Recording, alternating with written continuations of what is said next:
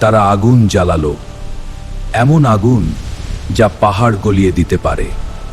এক শহর যেখানে সত্য হারিয়ে গিয়েছিল। মানুষ পাথরের সামনে মাথা নত করত, অথচ আকাশের মালিককে ভুলে গিয়েছিল।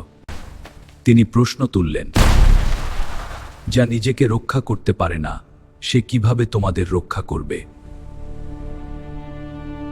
তারা আগুন জ্বালালো, এমন আগুন যা পাহাড় গলিয়ে দিতে পারে। কিন্তু তারা জানত না, যার উপর ভরসা তিনি আল্লাহ।